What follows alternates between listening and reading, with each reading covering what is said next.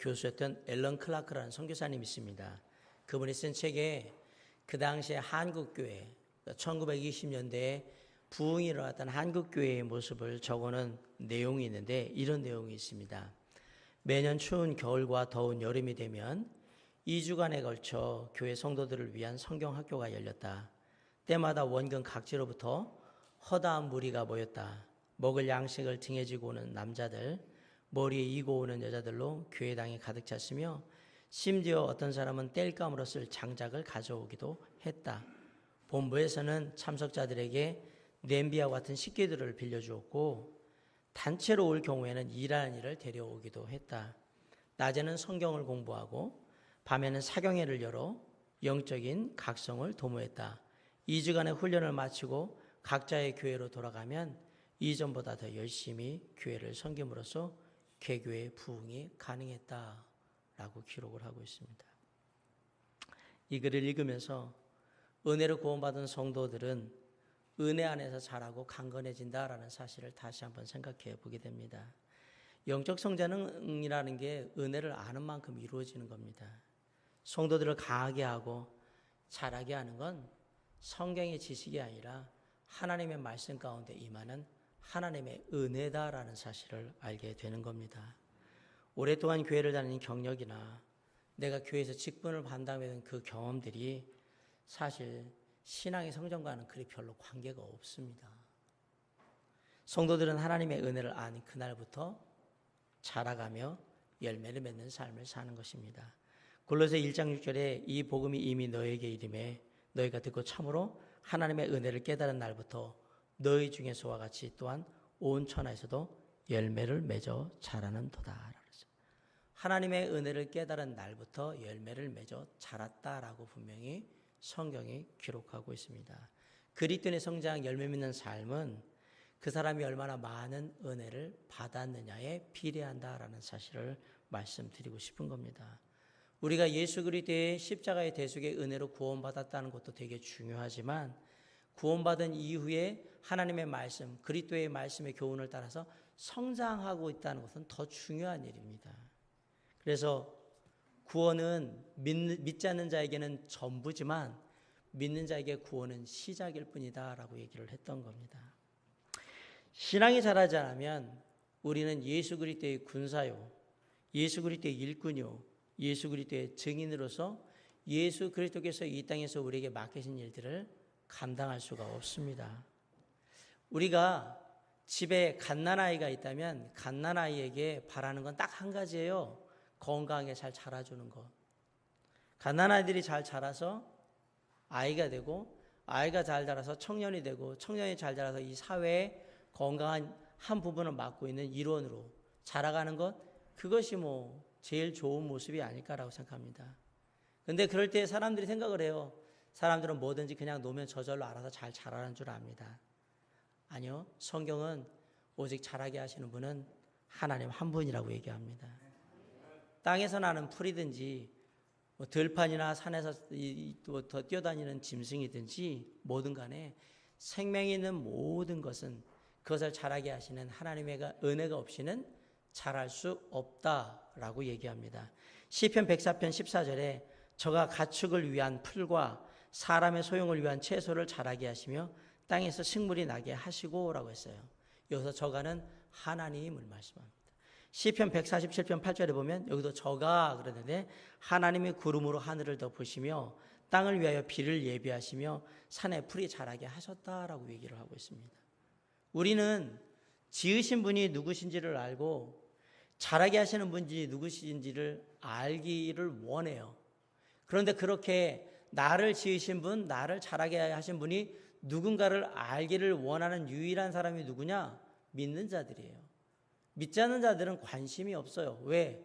자기가 스스로 생겨난 줄 알고 자기가 스스로 다 해서 자라는 줄 알기 때문에 하나님에 대해서 관심이 없지만 우리는 나를 창조하신 분이 하나님이시고 나를 자라게 하시는 분, 육신뿐만 아니라 내 영혼이 자라게 하시는 분이 하나님이시라는 걸 알기에 그 하나님을 더욱더 알려고 한단 말입니다.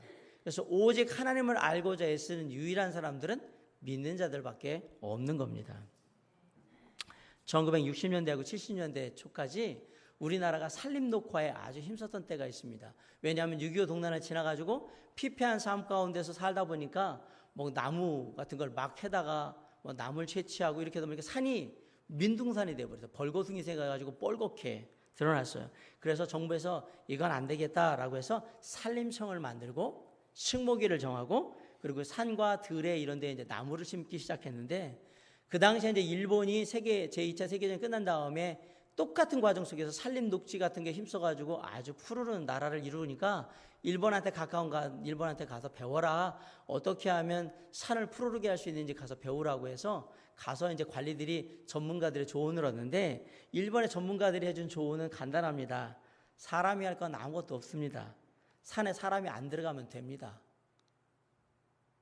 그게 최고의 산림녹화 정책이라고 했어요.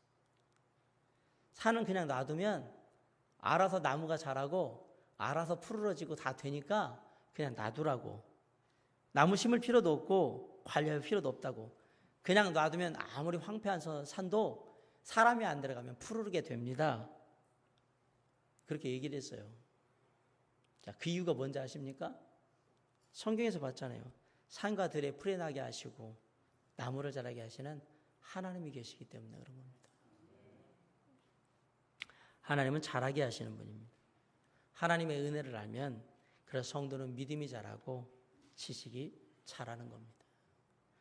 꾸준히 은혜의 말씀을 듣고 꾸준히 하나님의 은혜의 성령을 받아서 은혜 가운데 거하게 되면 누구든지 그 삶을 하나님께 둔 자들은 자라게 되어 있다라고 성경은 우리에게 얘기하고 있는 겁니다. 우리의 마음속에 뿌려진 말씀의 씨앗이 무엇으로 자라게 되느냐? 그 말씀이 전해질 때 그곳에 하나님의 은혜가 임하면 그 하나님의 은혜가 때로는 수분이 되기도 하고 때로는 거름과 같이 영양분이 되기도 해서 그 사람의 안에 말씀이 자라게 하는 거예요. 바꿔 얘기하면 그러므로 그 영혼이 성장하게 한다라는 사실입니다. 우리의 육체에게 음식이 필요하듯이요. 우리의 영혼의 속사람에게는 하나님의 말씀, 그 다음에 성령의 은혜가 필요한 겁니다. 하나님은 하나님의 자녀들에게 자라라고 말씀하고 계십니다. 그러므로 하나님의 말씀을 따라서 우리는 자라가는데 힘써야 되고 더욱더 우리가 자라기를 구해야 하는 게 당연하다는 사실이에요. 태어나는 아이가 시간이 지나면 자라듯이 우리도 하나님의 십자가의 대속의 은혜를 따라서 구원받은 하나님의 자녀가 됐으면 당연히 시간이 흐를수록 자라가야 되는 거예요. 베드로전서 2장 2절로 3절에 보면 갓난아이들 같이 순전하고 신령한 젖을 사모하라. 이는 이로 말미암아 너희가 구원에 이르도록 자라게 하려 함이라. 너희가 주의 인자하심을 맛보았으면 그리하라 라고 했는데, 그래서 주의 인자하심을 맛보았다는 얘기가 뭐냐? 하나님을 믿게 됐으면 예수 그리스도로 구원받은 자들은 어떻게 해야 된다? 자라는 것이 하나님의 명령이요 당연한 의무이다 라고 얘기하는 겁니다. 잘 알들이 대부분의 사람들은 몸의 성장에 대해 되게 관심이 많습니다. 어릴 때 이렇게 잘 못 자랄 것 같으면 그것이 유전적인 문제로 인해서 잘 못 자라는 것은 어쩔 수 없지만, 만약에 못 먹었다 그러면 음식이라든가 운동을 안 하면 키 크는 운동을 시키고 좋은 환경 등을 주어서 사람이 육체적으로 잘 자랄 수 있도록 돕기를 원해요. 그래서 잘 자라고 보약도 주고요. 키 크는 운동 같은 것도 해가지고 시키고, 어떤 사람들은 비싼 돈을 주고 성장 호르몬을 주사로 맞기도 하고 막 그래요. 왜? 몸의 성장에 관심이 있기 때문에 그래요. 그래서 어느 정도 몸의 성장이 있으면 그 다음에는 뭐에 관심을 가냐면 그 영적인 것, 혼적인 것의 성장에 대해서 관심을 가져요. 그래서 세상의 사람들은 영적인 것을 잘 모르니까 책을 읽고 또 학교에 가서 배우고 그리고 삶의 다양한 경험들을 합니다. 그런데 만약에라도 육신이든 정신이든 성장이 멈출 나이가 아닌데도 불구하고 성장을 못한다, 안 된다, 더딘다, 그러면 그거는 심각한 고민거리가 되는 겁니다. 왜 안 자랄까? 그게 나든 다른 가족이든 누군가든 아주 심각한 고민거리가 됩니다. 애들은 애들끼리 다투고 싸우는 겁니다. 교회 안에 성장을 하지 못한 갓난 아기들, 이제 갓 태어난 갓난 아기들하고 교회 안에 시간이 지났음에도 불구하고 성장하지 못한 어린아이들로 가득 차 있다고 한번 상상을 해보세요. 여기가 소아병동이 되거나 영유아 유치원이 되거나 어린이집이 되거나 그랬다고 생각을 해보세요. 왜 어린이집 교사들이 힘든 줄 아십니까? 여러분 그 이유를 아십니까? 어린이집 교사들이 힘든 이유는 하나부터 열까지 교사들의 손이 안 가면 안 될 만큼 그렇게 모든 걸 다 해줘야 하기 때문에 힘든 거예요. 아이들은 자기만 압니다. 그리고 아이들은 생각하는 게 유치합니다. 그래서 아이들이 다니는 곳을 유치원이라고 그러는지 모르겠어요. 아이들은 생산성이 없어요. 아이들은 약해요. 아이들은 잘 깨닫지도 못합니다. 하나님의 말씀을 받을 때 우리는 어린아이 같은 순수한 심령으로 받지만 깨닫는 데는 어린아이가 되면 안 되고요. 영적인 어른이 되어야 합니다.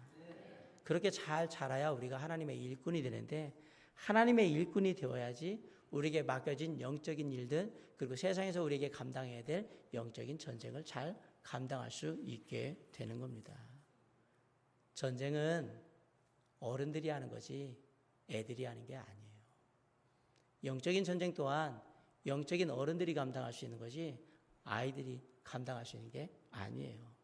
우리의 인생사에서 우리가 치르는 사단마귀와의 영적인 전쟁은 우리가 꼬마 아이들이 놀이터에 모여서 소꿉놀이하는 그런 병정놀이나 소꿉놀이가 아니에요.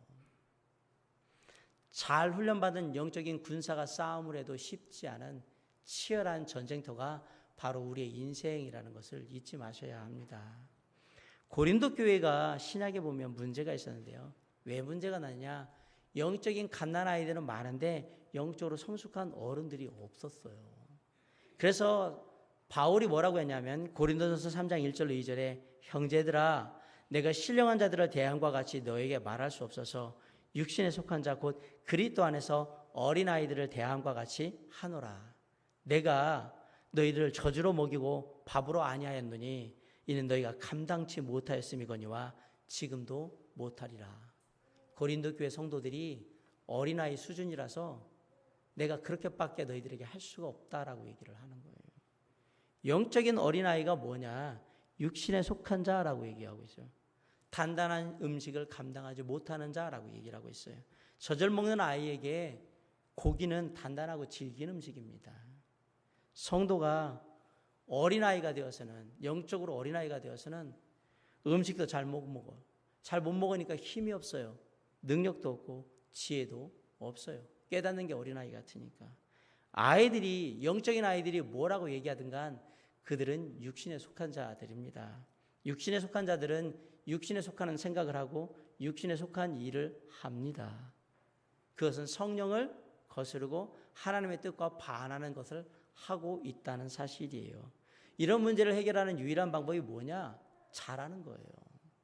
어린아이에서 어른으로 자라는 거란 말이에요. 애들한테 아동부 아이들한테 애들처럼 놀지 말아라. 애들처럼 굴지 말아라. 애들처럼 행동하지 말아라. 그러면 걔네들이 어른같이 행동을 합니까? 어른같이 생각을 합니까? 아니요. 애들은 애들인 거예요. 애들은 애들일 뿐 아무것도 아닙니다.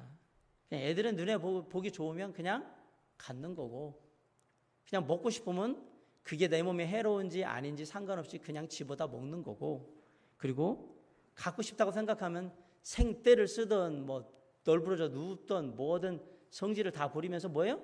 가져야만 직성이 풀리는 게 애들인 거예요. 그래서 영적인 어린아이들은 항상 하나님 앞에 징징거리며 떼를 썼던 거예요. 똑같아요, 원리는. 제가 드리는 얘기는 세상에서 우리가 바라보는 어린아이들의 그 모습이 결국은 영적인 것과 전혀 다르지 않다는 얘기를 하고 있는 겁니다. 그러면서 어른들은 생각하죠. 애들이 막 이런 데 가서 나 이거 갖고 싶다고 막 징징거리고 막 그러면 그냥 떼쓰다가 안 되면 때리고 끌고 가고 막 그러면서 했는데 옆에 있는 어른들이 보면 언제 저거 철드냐 언제 자라냐 이러잖아요. 영적인 것도 똑같아요. 다를 게 하나도 없어요. 때때로 어른들은 그런 어린아이들의 요청이나 요구를 무시하거나 징계를 하기도 합니다. 왜? 그것을 바로잡아야 될 필요가 있기 때문에. 하나님도 영적인 어린아이 된 우리에게 그렇게 하신단 말입니다. 다 들어주는 게 아니에요. 마음은 어린아이와 같은 순전한 마음일지 모르겠지만 깨닫는 데는 반드시 어른이 되셔야 합니다. 고린도전서 14장 20절에 형제들아 지혜에는 아이가 되지 말고 악에는 어린아이가 되라. 지혜에 장성한 사람이 되라라고 했어요. 깨닫는 것은 어른이 되어야 하는 거예요. 어른들은 아이들 때 그렇게 좋아했던 장난감 총, 장난감 칼 안 가지고 놉니다. 내 아이가 어려서 놀 상대가 없으면 놀아줄지 몰라도 그게 내가 노는 놀이는 아니란 말이에요. 여러분한테 제가 10,000원짜리 소꿉놀이 세트 갖다 놓고 놀이터 갖다 주면 여러분 소꿉놀이 하고 있겠습니까? 물론 한 번은 하겠죠. 옛 추억을 나누면서. 그럼 매일 그거 가지고 나가서 노느냐? 여러분한테 해변에 갈 때 모래성 쌓고 할 수 있는 그 모래성 키트 갖다 주면 그걸로 여러분 그 모래성 쌓으면서 하루 종일 그거 하고 놀겠어요? 저는 안 합니다. 왜? 저는 어른이거든요. 저는 나이가 그걸 할 나이가 이미 지났어요. 그리고 여러분이 만화 영화 보면서 캔디를 보면서 민키를 보면서 좋아하겠냔 말이에요. 그건 어린아이 때 하는 거예요. 여러분한테 사탕을 주면 사탕 싫어하시죠? 그래서 잘 보세요. 아이들이 먹는 모든 약은 다 달아요. 이유가 뭔지 아십니까? 애들은 쓰면 안 먹습니다. 그래서 사탕 발림이 나온 거예요. 애들은 그렇게 하지 않는 한 안 먹어요. 양약은 입에 쓴데 쓴 약을 주면 안 먹으니까 겉에 달게 만들어가지고 주는 거예요. 먹으라고. 그렇게도 먹어야 되니까. 자, 그랬던 아이들이 자라면 어른으로서의 역할을 하게 되는데 잘 보세요. 아이 때 그렇게 숱한 고민과 문제가 됐던 것들이요. 놀랍게도 어른이 되면 저절로 해결되어 있는 걸 다 알게 돼요. 이미 다 끝나 있는 걸 알게 돼요. 이걸 갖고 내가 왜 고민을 했지? 이게 뭐라고 이걸 갖고 그렇게 그때 힘들어했을까? 이런 생각이 들어요. 그냥 어른이 된 것만으로도 저절로 다 해결되는 문제들이 정말 많아요. 사도 바울이 그 얘기를 하는 거예요. 자신도 영적으로 어린아이의 때가 있었다고. 그때는 말하는 것, 깨닫는 것, 생각하는 게 모든 게 다 어린아이 같았다고. 고린도전서 13장 11절에 얘기해요. 내가 어렸을 때에는 말하는 것이 어린아이와 같고 깨닫는 것이 어린아이와 같고 생각하는 것이 어린아이와 같다가 장성한 사람이 되어서는 어린아이의 일을 버렸노라. 근데 왜 자꾸 어린아이의 일을 하려고 합니까? 그럼 둘 중에 하나겠죠. 내가 영적으로 어린아이든지 아니면 장성한 자가 하는 일이 뭔지 모르는 아직도 깨닫는 거에 있어서는 어린아이든지 몸만 어른이란 얘기겠죠. 아이를 키워본 어른들은 어린아이 같다라는 말이 무슨 말인지 잘 알아요. 여러분 어린아이들은 쉽게 속아요. 에베소 4장 14절에 뭐라냐면 이는 우리가 이제부터 어린아이가 되지 아니하여 사람의 괴술과 간사한 유혹에 빠져 모든 교훈의 풍조에 밀려 요동치 않게 하려 함이라. 요즘에 애들이 되게 말도 잘하고 똑똑한 것 같죠. 영악해 보이는 것 같죠. 애는 애예요. 영재를 발굴해 봤자 걔는 5살짜리고 7살짜리 애예요. 그 분야에 그냥 특별한 능력이 있는 것 뿐이지 아이는 아이란 얘기입니다. 아이는 계속해서 사탕 발린 것 같고 유혹하면 다 넘어오게 되어 있습니다. 그게 아이입니다. 아이는 절대로 유혹을 피하지 못합니다. 좋아하는 게 뭔지만 알아가지고 그거 갖고 유혹하면 애들은 100이면 100 다 넘어오게 되어 있습니다. 그게 요즘 성도들의 얘기입니다. 유혹의 영이 작은 것 가지고 유혹해도 그냥 다 속아 넘어가고 그걸 따라갑니다. 영적인 어린아이가 너무 많다 이 얘기를 드리는 겁니다. 왜 한국의 이단들이 줄지도 않고 계속해서 그렇게 난리를 치면서 계속 커져가느냐? 바꿔 얘기하면 교회 안에 영적인 어린아이가 너무 많다 이 얘기입니다. 그래서 이단들이 지금도 밥벌이 하고 재산 모으고 다 할 수 있는 거예요. 교회 안에 그 이단들의 먹잇감인 영적인 어린아이가 유혹하면 넘어오는 영적인 어린아이가 너무 많은 거예요. 넘쳐나니까. 그러니까 이단들은 계속해서 거기서 공급을 받는 거예요. 교회로부터. 영적인 어린아이가 살짝 사탕 발림만 하면 다 넘어오니까. 제가 송영영 집사님을 만약에 강제로 끌고 간다. 그러면 뭐라고? 어른을 끌고 가면 뭐라고 표현을 하죠? 납치라고 해요. 근데 제가 만약에 종혁이 같은 종인이 같은 아이들, 초등학생들을 끌고 간다. 그럼 뭐라 그래요? 그걸 납치라고 안 해요. 유괴라고 해요. 이단들은 영적인 어린아이들을 유괴해 가는 거예요. 속여서. 그럼 왜 어른들은 못 끌려갑니까? 영적인 어른들은 왜 안 갑니까? 뻔하거든요. 이게 속임수라는 걸 알기 때문에 그래요. 영적인 어른들은 그러한 간사한 속임수에 사기에 넘어가지 않아요. 그렇기 때문에 우리는 영적인 어린아이에서 어른으로 자라가야 하는 거예요. 아울러서 어린아이들은 의의 말씀을 능숙하게 섭취하지를 못해요. 히브리서 5장 12절로 14절에 보면 때가 오래므로 너희가 마땅히 선생이 될 터인데 너희가 다시 하나님의 말씀의 초보가 무엇인지 누구에게 가르침을 받아야 할 것이니 젖이나 먹고 단단한 식물을 못 먹을 자가 되었도다. 대저 젖을 먹는 자마다 어린아이니 의의 말씀을 경험하지 못한 자요 단단한 식물은 장성한 자의 것이니 너희는 지각을 사용함으로 연단을 받아 선악을 분별하는 자들이니라. 아이들은 곰곰이 되씹으면서 조금씩 그 힘들지만 씹으면서 나는 그 맛나는 음식들은 안 먹습니다. 그거는 어른들이나 우리가 그러잖아. 어떤 거 보면 이거 지금은 맛 못 느끼는데 잘 꼭꼭 씹으면서 좀 시간이 지나면 맛이 있을 거야. 그런 거 애들은 안 먹습니다. 왜? 귀찮고요. 그런 음식에 맛이 있다고 생각하지 않기 때문에 그래요. 단단한 식물, 쉽게 말하면 인생 가운데 많은 고민과 갈등과 선택의 그런 그 기로 속에서 막 힘들어할 만한 그런 말씀들은 어린아이들은 안 받아요. 아예 취급을 하질 않아요. 축복받습니다. 그럼 아멘. 성공합니다. 아멘. 승리합니다. 아멘. 돈 벌 겁니다. 아멘. 이런 젖은 좋아해요. 하나님을 따라가는 신앙의 삶은 인내가 필요합니다. 오늘도 참아야 합니다. 견디십시오. 별로. 내 삶은 내가 하고 싶은 대로 맘대로 하는 것이 아닙니다. 모든 일에 절제가 필요한 겁니다. 절제하는 자가 하나님의 사람입니다. 이것도 별로. 인생에 그리스도를 믿는다고 해서 늘 형통하고 만사형통하고 다 좋은 게 아닙니다. 우리의 삶에 오히려 고난이 더 많고 좁은 길로 가야 하기 때문에 더 힘듭니다. 이것도 별로. 우리의 삶은 내 것을 추구하는 것이 아니라 더 많은 걸 희생하고 섬기는 삶이 되어야 합니다. 별로. 내가 원하는 삶을 사는 것이 아니라 하나님이 주신 사명을 따라 사는 삶입니다. 별로. 이런 것들은 안 먹는단 말입니다. 아이들은. 그게 아이들의 특징이란 말이에요. 이건 곰곰이 씹으면서 진짜 해야 되나 말아야 되나 잘할 수 있을까? 힘든데 너무 괴로운데 고통스러운데 이런 거예요.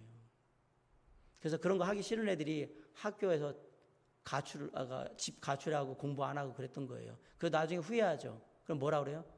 공부 안 하면 내같이 된다 이렇게 얘기하는 거예요. 왜? 이게 계속 씹고 있어야 되는 힘든 시간들을 그 과정을 거쳐야 되는데 안 하고 뭐 했어요?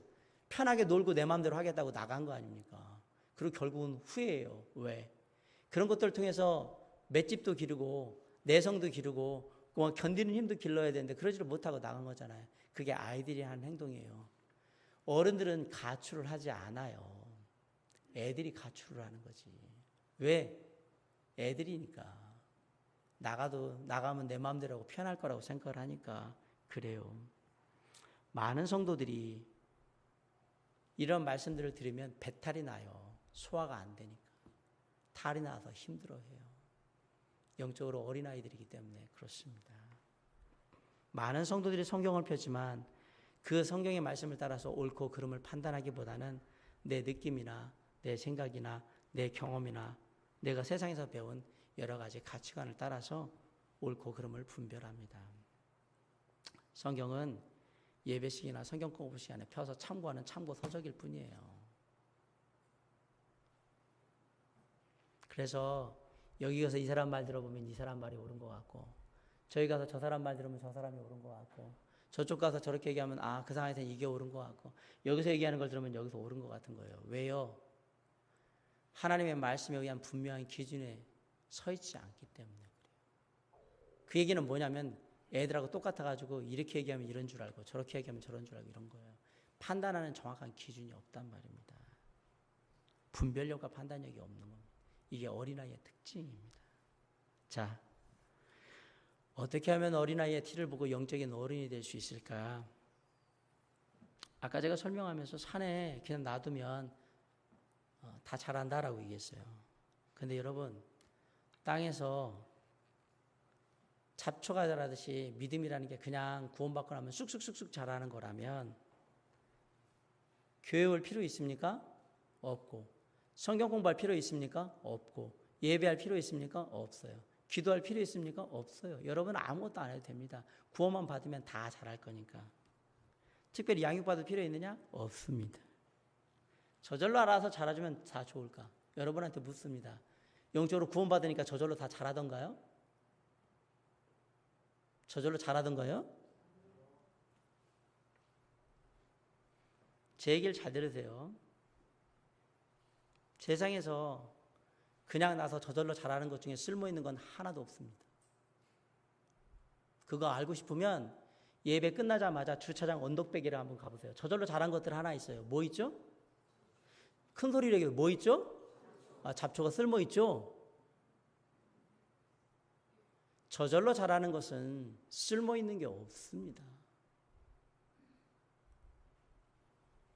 우리가 뭔가를 자라서 쓰려고 하면 절대로 그냥 놔두지 않아요. 비 안 오면 물 주고, 그리고 좀 시들시들하면 거름 주고, 너무 웃자란다 생각하면 가지 쳐서 예쁘게 해주고, 손길을 가는 거예요. 잡초나 다른 잡풀, 그런 것들은 그냥 두지만 우리가 꽃을 키우거나 나무를 키우거나 무슨 채소를 키우거나 그럴 때는 그냥 두지 않아요. 왜? 잘 자라서 열매를 맺어야 되기 때문에, 쓸만해야 되기 때문에. 그렇죠? 여기 엄청난 진리가 지금 들어있는 얘기를 제가 드렸어요. 저절로 둔 것 중엔 쓸모있는 게 하나도 없어요. 저절로 두라고요?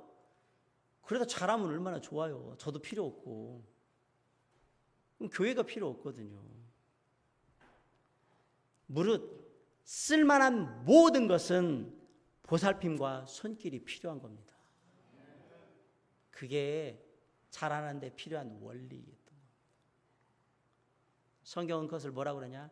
심는 자와 물 주는 자가 있고 그것을 또 통해서 자라나게 하시는 분이 있다라고 얘기한 거예요. 농부가 농사를 짓는데 벼에다 그냥 벼이삭, 논에다가 벼이삭 한번 여러분 그 씨앗 갖다 이렇게 확 던져놓으면 벼가 자라죠? 자랍니까? 저는 농촌 출신이라서 너무 잘 알아요. 여러분 벼알 갖다가 논바닥에 갖다 물 있는 데 던져놓는다고 이게 싹은 틀지 모르겠네요. 왜냐하면 물 먹으면 얘가 싹은 트긴 하거든요. 제대로 자라느냐? 아니요, 못 자랍니다. 농부가 농사를 지으려면 피 다 뽑아내고 그리고 거기다가 비료 다 뿌리고 물 없으면 물 대야 되고 보살핌의 손길이 다 필요한 거예요. 하나님께서 우리에게 성장하라고 말씀하시고요.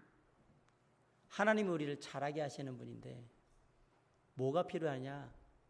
보살핌과 도우심의 손길이 필요한데 그게 하나님의 은혜였던 겁니다. 그것이 우리를 성장하게 만들었던 거예요.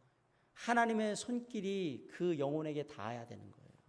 말씀을 읽을 때 말씀을 깨닫게 하고 기도할 때 그 기도에 집중하여서 그 기도에 하나님의 뜻이 있음을 알게 하고 그리고 하나님의 말씀을 배울 때 그 배운 말씀을 실천하게 하고 그거 다 뭐냐면 하나님의 은혜의 손길이 임할 때 나오는 열매들인 거예요.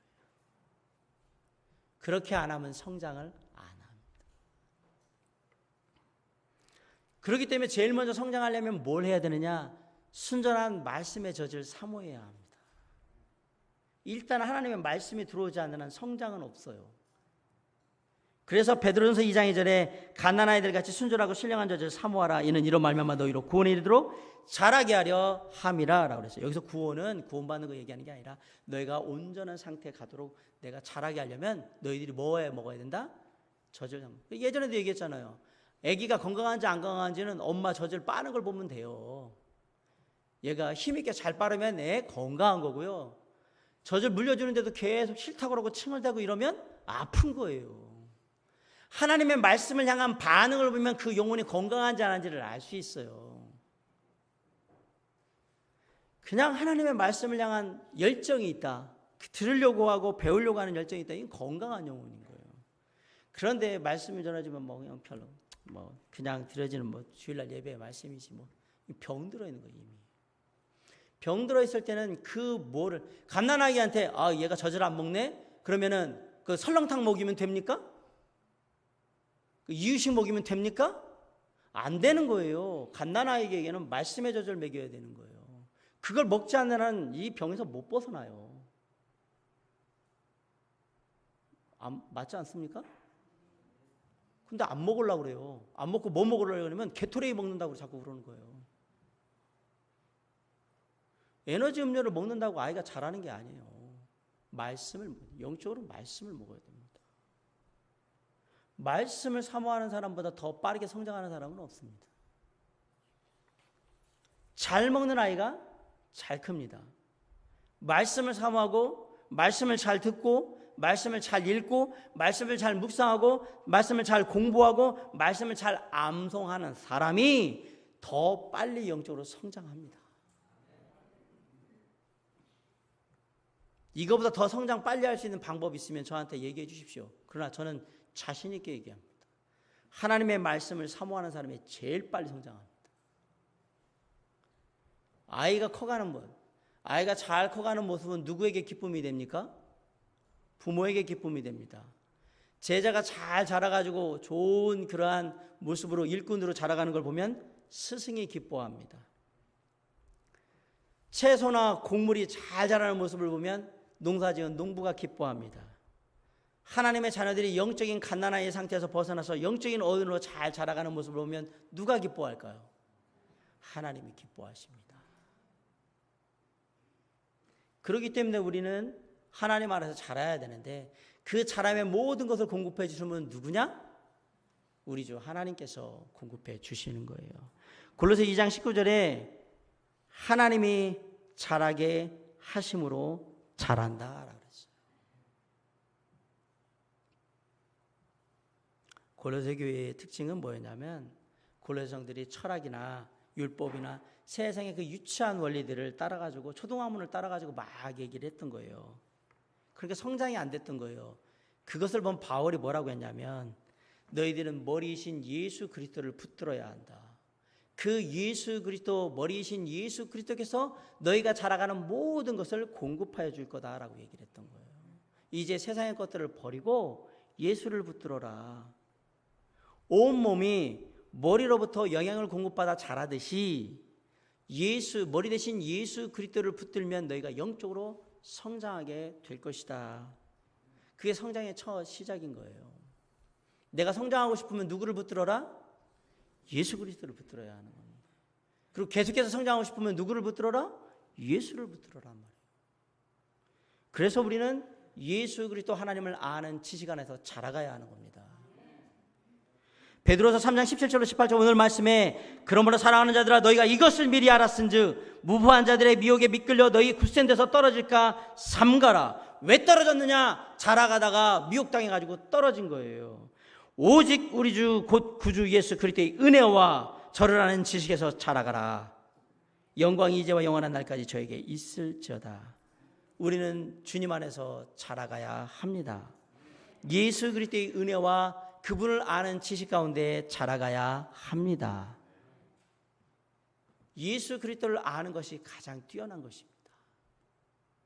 우리가 법을 알고 몸의 질병에 대해서 알고 돈의 흐름인 경제에 대해서 알면 편해집니다. 그러나 하나님을 알면 영원한 생명을 얻게 되고요. 평안을 얻게 됩니다. 잠깐의 편리함이 주는 것보다 더 놀라운 것을 누가 주냐면 주님을 알 때 우리가 얻을 수 있다라는 사실이에요.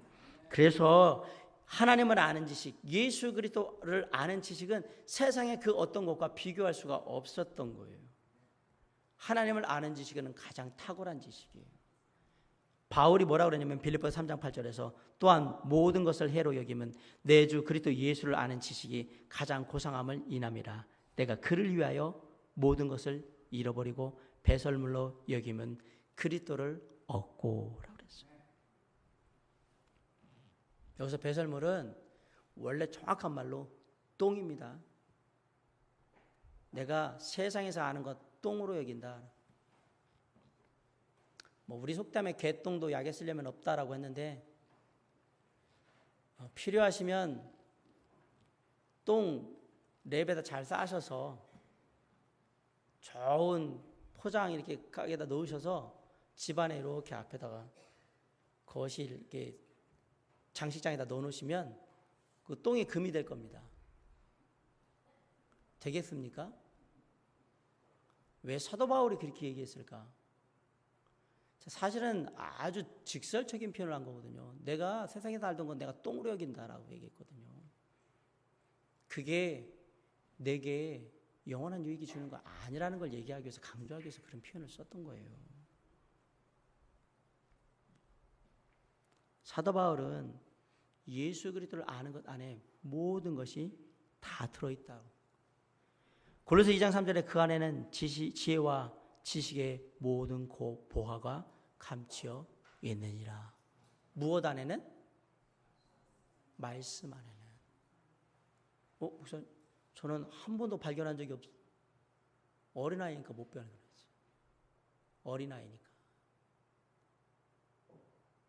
당신이 하나님의 말씀을 봤는데도 그 안에 모든 보화는 아니어도 보화가 있음을 발견하지 못했다면 당신은 어린아이라는 얘기입니다. 영적으로. 아니요, 나름대로 성경 공부 교회에서 하는 거 다 하고 했는데요. 성경 공부를 위한 공부를 하셨겠죠. 그러니까 못 발견하지. 내 삶에 이 하나님의 말씀이 모든 지식과 지혜를 다 담고 있는 보화 같은 거라고 생각했다면 그렇게 성경 공부를 하지 않았을 건데요. 아울러서 내가 큐티를 한다면, 말씀을 읽는다면 그런 식으로 하지 않았을 텐데요. 아울러서 설교 말씀 가운데 그런 게 들어있다면 그런 식으로 듣지 않았을 텐데요. 당신은 어린아이입니다. 전혀 못 발견했다면 어린아이란 얘기예요. 내가 지금 여기 계신 분들은 이미 발견한 경험이 있잖아요. 하나님의 말씀이 얼마나 나에게 놀라운 일을 이루시는지 알잖아요. 이 영적으로 성장했다 얘기예요. 성장했다 얘기거든요. 우리는 하나님을 아는 지식에서 끊임없이 자라가야 합니다. 사도 바울조차도 평생에 기도한 제목이 뭐냐? 주께 합당히 행하여 범사에 기쁘게 하시고 모든 선한 일에 열매를 맺게 하시며 하나님을 아는 것에 자라게 하시도록 기도했어요. 내가 하나님을 아는 것에서 자라갈 수 있도록 계속해서 도와주십시오. 은혜를 베풀어 주십시오라고 사도 바울이 기도했어요. 믿음이 자라가고 지식이 자라가고 은혜가 자라가고 이런 성장이 있는 거예요. 그리고 그것을 구해야 하는 기도가 있는 거예요. 늘 자라가게 해 주시옵소서. 어제보다 오늘이 다르고 오늘보다 내일이 다르도록 기도하라고 계속 하잖아요. 제가 조금씩이지만 자라가길 원합니다. 좋은 모습이 되길 원합니다. 퇴보하거나 정체하는 것이 아니라 주님 앞에 더욱더 가까이 가는 모습이 되길 원합니다. 신앙의 정체는 타락입니다. 퇴보는 말할 것도 없고. 우리의 신앙은 더디지만 힘들지만 조금씩 우리 주 예수 그리스도를 향해 나아가는, 자라가는 것입니다. 그게 신앙의 모습입니다. 사랑하는 성도 여러분, 그 신앙의 자라감이 무엇을 통해 이루어지느냐? 말씀을 통해 이루어집니다. 사도행전을 보면 교회의 성장은 말씀의 흥황함에 있었다라고 얘기를 합니다. 사도행전 6장 7절에 하나님의 말씀이 점점 왕성하여 예루살렘에 있는 제자의 수가 더 심히 많아지고 허다한 제사장의 무리도 이 도에 복종하니라. 자, 교회의 성도들의 수가 늘어나기 전에 뭐가 있었느냐? 교회 안에 하나님을 향한 말씀, 하나님의 말씀이 점점 왕성해졌다 이 얘기예요. 아, 설교 시간이 많아졌구나. 설교 횟수가 많아졌구나. 그 얘기예요? 아니에요. 그 교회 안에 하나님의 말씀을 듣고 그 말씀을 따라서 삶을 살아감으로 말미암아 자라는 놀라운 일들이 막 일어나니까 그 다음에 교회가 성장하더라 얘기를 한 거예요. 바꿔 얘기하면 영적인 어린아이의 상태에서 영적인 어른이 되기 위한 끊임없는 말씀을 향한 그 열정, 노력, 말씀을 실천하고자 하는 그런 삶의 모습들이 막 교회 안에서 이루어지니까, 그래서 뭐 했어요?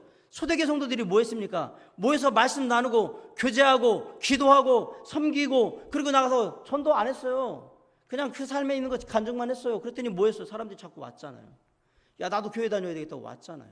부흥했단 말이에요. 그 뭐 때문에? 사도들의 가르침을 받아 말씀의 역사가 그곳에 있었던 거예요. 아, 내가 이 부분에서 자라야 하는구나 라고 하고 그것을 자랐던 거예요. 그리고 자신의 삶을 바꿨던 거예요. 그랬더니 놀랍게도 뭐가 되냐? 교회가 부흥했던 거예요. 제가 늘 하는 얘기는, 나만 하나님 앞에서 말씀 앞에 잘하면 돼요. 남 걱정하지 마세요. 나 하나만 잘하면 교회는 부흥하게 되어 있어요. 그래서 제가 이렇게 얘기해도, 그래도 목사님 우리가 같이 얘기 전에 나만 좀 잘하고 그 다음에 우리 얘기 좀 합시다. 하지도 못하면서 뭐 누구는 어쨌든 그만 좀 하라고요. 나만 잘하면 된다니까요. 정말 드리고 싶은 얘기가 그거예요. 당신이나 잘하세요. 남 얘기하지 말고. 물론 우리가 갖던 직분이 누군가를 염려하고 기도하는 거 맞아요. 목자이기 때문에, 뭐 교사이기 때문에, 집사이기 때문에, 목회자이기 때문에 할 수 있어요. 그러나 우리의 메인은 내가 하나님 앞에 온전히 서는 게 먼저지, 남이 하나님 앞에 온전히 서는 게 먼저가 아니란 말이에요. 저는 그 얘기를 드리고 싶은 거예요. 내가 온전히 서고자 애쓰는 가운데 남을 생각해야지. 난 되도 않는데도 남 얘기하면 그 남이 보면 아이고 머무든 게가 나면 너나 잘하세요, 이렇게 이영애 버전으로 자꾸 나간단 말이에요. 그러면 안 된다는 얘기예요.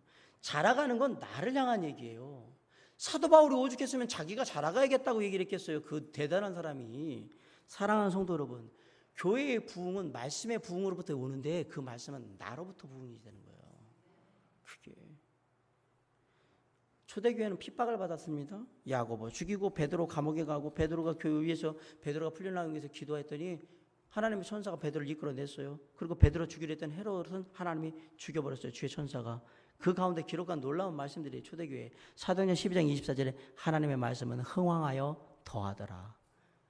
놀랍게도 이 핍박의 시기에 뭐라 그러면 사도행전 19장 20절에 이와 같이 주의 말씀이 힘이 있어 흥왕하여 세력을 얻으니라. 우리가 하나님의 말씀 안에서 자라가려고 하니까 말씀의 역사가 일어나고, 그것이 뭐라고 그러냐면 말씀이 힘을 얻었다, 세력을 얻었다, 흥왕했다고 얘기하는 거예요. 말씀이 흥왕하니까, 교회 안에 말씀이 흥왕하니까 뭐가 일어났다고요? 교회가 부흥했다고요. 저희가 하반기에 새생명 축제를 하고 막 그러는데, 여러분 프로그램이 교회를 부흥시키는 게 아니에요. 착각하지 마세요. 새생명 축제했는데 뭐 새로운 사람들 해가지고 10명도 안 왔는데 우리는 실패했다. 그런 얘기 하지도 마세요. 나만 잘하면 교회는 부흥하게 되어 있어요. 내가 할 수 있는 것에 좀 더 플러스 알파로 뭔가를 도와주기 위해서 프로그램으로 행사가 있었던 거지, 이게 메인이 아니란 얘기입니다. 하나님의 말씀에 착 달라붙어서 그 말씀을 따라서 그 말씀이 나에게 뭘 얘기하시는지, 내가 그것을 어떻게 하면 더욱더 그 말씀을 따라 주님 앞에 가까이 자라갈 수 있는지 고민할 때에, 그때의 역사가 있는 겁니다. 그 역사가 교회의 부흥을 일으키기 시작했다는 사실입니다. 말씀이 영혼을 자라게 하고 말씀의 능력이 우리의 삶을 변화시키는 겁니다. 그런데 하나님의 말씀을 다 듣는데 어떤 영혼은 잘하고 어떤 사람들은 말씀에 능력이 있어요. 무슨 차이냐? 그게 하나님의 은혜가 임했느냐 안 했느냐 차이였던 거예요. 다 같이 들었는데 하나님의 은혜가 임하여서 들은 자는 말씀의 능력 가운데 자랐고 변화되었고 역사하는 믿음이 있었던 것이고, 말씀을 들었는데 그곳에 하나님의 은혜가 임하지 않으면 꽝이었던 거예요. 그냥 듣고 갔다는 얘기입니다. 우리의 성장은 무엇을 통해 이루어지냐? 하나님의 은혜가 임함으로 이루어지는 겁니다. 모든 하나님의 말씀에는 당연히 플러스로 뭐가 함께하느냐? 하나님의 은혜가 함께하게 되어 있는데, 그 은혜를 받고 말고는 누구의 선택이냐? 여러분의 선택입니다. 주여, 이 말씀의 은혜가 제게 임하게 하여 주시옵소서. 나를 향한 은혜가 되게 하여 주시옵소서 하면 은혜가 되는 거고, 이거는 김명종 집사님이 들어야 되는 말씀이야. 아니야, 이건 목사님이 저렇게 얘기하는 거는 저건 아니야. 당신에게는 은혜는 없습니다. 누가 얘기하는 건 중요하지 않습니다. 그게 하나님의 말씀이면 은혜 가운데 임하기를 바라는 것이고요. 아니면 다시 상고해야죠. 이게 진짜 하나님의 말씀인가. 우리의 간절한 기도 제목은 거기 있는 거예요. 주의 말씀을 내가 듣고, 주의 말씀을 읽고, 주의 말씀을 묵상하고, 주의 말씀을 암송하고, 주의 말씀을 배울 때 주여, 이 말씀이 바로 나를 향한 말씀이 되게 하여 주시옵소서. 이 말씀을 통해 내 삶이 바뀌게 하시고, 내 삶이 결단하게 하시고, 내 삶에 실천이 있게 하여 주십시고, 내 삶에 하나님을 향한 성장이 있게 하여 달라고, 주여 내게 말씀의 은혜를 허락하여 달라고 간절히 날마다 기도하셔야 합니다. 그곳에 주의 은혜가 임하는 겁니다. 나는 심었고 아볼로는 물을 주었을 때 오직 하나님은 자라나게 하셨나니, 그런즉 심는 이나 물 주는 이는 아무것도 아니로되 오직 자라나게 하시는 하나님 뿐이니라. 저는 이 시간에 여러분에게 심는 자가 될 수도 있고 물 주는 자가 될 수도 있습니다. 그러나 저는 아무것도 아닙니다. 오직 자라나게 하시는 것은 하나님의 은혜인 줄 믿습니다. 우리를 자라게 하시는 하나님의 은혜를 말씀 가운데 경험하라고 제가 말씀드리는 겁니다. 이제 그 하나님의 은혜를 경험하십시오. 때로는 목회자의 설교를 통해서, 저와 함께 나눈 성경 공부를 통해서, 목자들이 전하는 말씀을 통해서, 선교자들에게 나누는 교제를 통해서, 내가 때로는 혼자 말씀을 읽는 가운데, 때로는 혼자 큐티를 하는 가운데, 때로는 암송을 하는 가운데, 그 모든 것에 말씀을 향한 하나님의 은혜가 임하도록 경험하시기를 간절히 바랍니다. 하나님의 은혜를 알고 은혜를 누릴 때 성도는 자라게 되어 있는 겁니다. 그리고 하나님의 은혜를 알고 하나님의 은혜를 누릴 때 성도는 강하게 되어 있는 겁니다. 하나님의 은혜를 알고 그 은혜를 누릴 때 하나님이 기뻐하십니다. 이 여름이 지나서 선선한 가을이 올 때 우리의 마음 가운데 논밭에 오곡백과가 무르익어서 쑥쑥 자라서 열매가 익듯이 우리의 신앙도 쑥쑥 자라서 주님의 기쁨이 되고 또 정말 주님께서 원하시는 바의 모습이 될 수 있기를 간절히 바랍니다. 오늘 이 시간 주님, 저에게 자라게 하시는 은혜를 주십시오. 제게 성경 공부가 필요하면 성경 공부를 하게 하시고, 제게 말씀 묵상이 필요하면 말씀 묵상을 하게 하시고, 제가 하나님의 말씀을 못 듣고 기도가 필요하면 기도하게 하십시오. 제가 정말 하나님의 말씀을 들을 때 더 지혜 있는 영으로 들을 수 원한다면 그렇게 하게 하시고, 다 이루셔서 주의 말씀의 은혜를 통하여 자라나는 놀라운 하나님의 자녀로서 건강한 성장을 이룰 수 있도록 도와주시옵소서. 이러한 나의 모습이 교회 형제자매들에게 유익이 되게 하시고, 이러한 우리의 모든 모습들이 결국 교회의 부흥과 성장을 이루는 첫 시작이 될 수 있도록 나로부터 은혜를 힘입을 수 있도록 역사해 주시옵소서. 이 시간 저와 여러분의 간절한 기도가 될 수 있기를 주님의 이름으로 간절히 축원합니다. 기도하시겠습니다.